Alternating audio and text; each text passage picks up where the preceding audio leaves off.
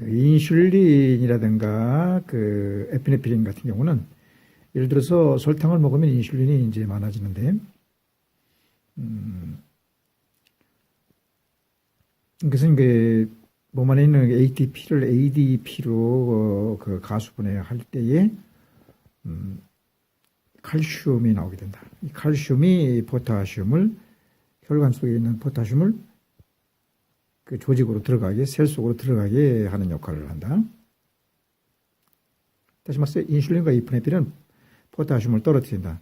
즉 하이드로겐 이온을 떨어뜨리게 되는 것이고, 물론 이제 글루코스를 투여해도 마찬가지로 인슐린이 나오기 때문에 똑같은 효과를 볼 수가 있다.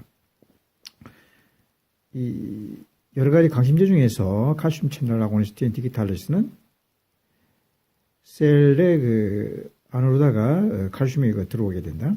그러면 이제 이거와 그 어떤 그 대체작용하는 포타슘이 필요가 없으니까 이제 셀 그 혈관으로 나가게 되면은 혈관의 하이퍼칼레미아 상태를 이룰 수도 있는 것이다. 칼슘이라고 하는 것은 이제 그 베이글 톤을 증가시켜 가지고 하트레이트를 떨어뜨리게 하면서 천천히 뛰고 강하게 뛴다는 것을 기억해야 되고, AV 노드를 억제한다는 것. 그리고 대부분의 그 혈압약이라든가 이뇨제 같은 경우는 물만 빼는 것이 아니라 그 나트륨도 소듐도 그 체외로 빼기 때문에 이것이 빠지면서 반대적으로 혈관 내에는 포타슘은 늘어나는 역할을 한다는 것을 기억을 해야 되고, 우리가 혈액을 그 투석을 할 때에 그 RBC 같은 것이 많이 깨진다. 그러면 셀 내에 있는 RBC 셀 내에 있는 마크만 98%나 되는 포타슘이 밖으로 나와서 혈관 내에 포타슘이 늘어나게 되는 것이다. 알데스톤 지령이라고 하는 것은 결과적으로 포타슘이 늘어나는데, 예를 들어서 투석을 하면은 투석하기 위해서 바이패스를 한다. 글로 피가 빠져나가니까 글로메룰루스의 척스터 글로메룰루스에서는 볼륨이 떨어진 줄 알고, 즉 물을 보충하기 위해서 알데스테론을 분비하게 해가지고, 알데스테론은 ADH, 엔티데리드 호르몬을 갖다가 많게 해서 수분을 재흡수하게 된다. 그러면서 이제 즉 그 소듐 물이라는 것이 재흡수될 때는 소듐이 반드시 들어온다. 그러니까 소듐이 들어오니까 그 반대적인 현상을 나타내는 것은 체외로 나가는 것이 포타슘이 나간다. 세포 안에서 그 혈관으로 나가는 것은 그 포타슘과 마그네슘이고, 포타슘과 칼슘이고, 체외로 나가는 것은 그 소듐과 포타슘이 반대인데, 이렇게 수분이 흡수되면서 포타슘, 소듐이 들어오니까 체외로다가 포타슘이 나가니까 키드니가 볼 때, 내가 일을 안 해도 포타슘이 밖으로 빠져나가네. 그러면서 일을 안 하는 것을, 키드니가 일하는 것이 그 CRF다. 포타슘이 밖으로 빠져나가지 않게, 전반적으로 포타슘이 빠져나가지 않다.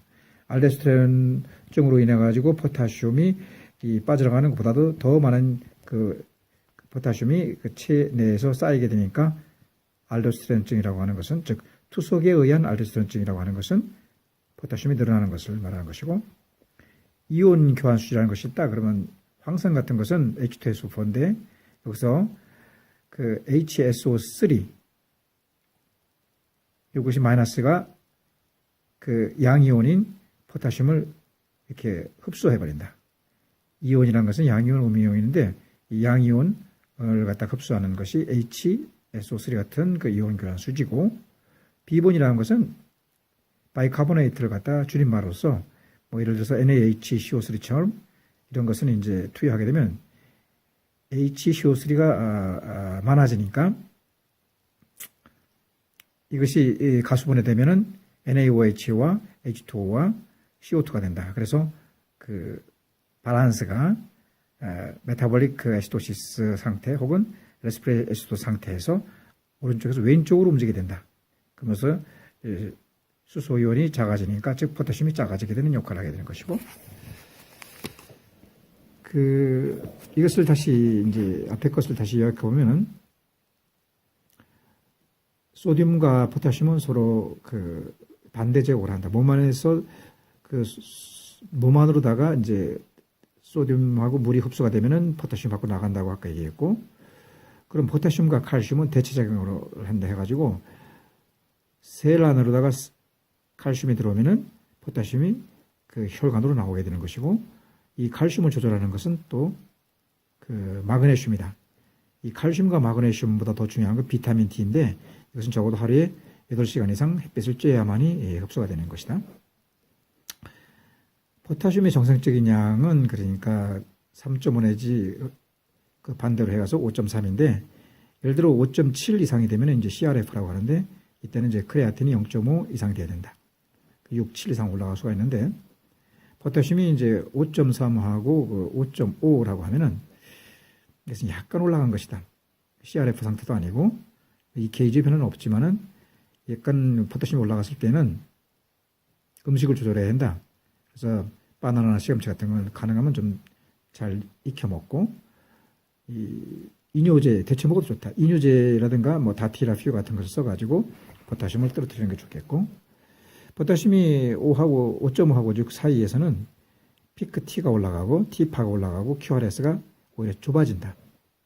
이때는 그 포타슘이 5.3하고 5.5 상태에서 했던 음식 조절이라든가 이뇨제는 당연히 쓰고, 이온 교환 수지 HSO3를 해가지고 그 흡착한다든가, 그러니까 포타슘 양이온을 흡착한다든가, 비본을 써가지고 그 산염기 평형이 그 왼쪽으로 돼가지고 그 수소 이온이 하이드로겐 이온이 없어진다는 것은 즉 포타슘이 없어진다는 것 말이다. 그래서 이것이 그 CO2로 빠져나가면서 NaOH가 되고 물이 되는 것을 유도해야 되고, 포타슘이 6하고 7 되면은 T가 상당히 높이 올라가고 피크하게 올라가고 QRS가 좁아지는 것이 아니라 우리 약간 넓어지게 된다.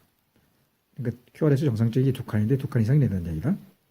이때는 지금까지 했던 작용 외에도 포도당 10%를 하면은 포도당을 넣으면 인슐린이 나올 것이고, 혹은 인슐린을 갖다 집어넣는다든가 에피린을 넣게 되면 이것이 이제 ATP를 가수분해서 ADP로 될 때 칼슘이 나와가지고 이 칼슘이 이 포타슘을 과 이제 그 대체 역할을 하니까 이것이 이 혈관에서 셀 내로 들어가게 원위치 된다고 볼 수가 있겠다.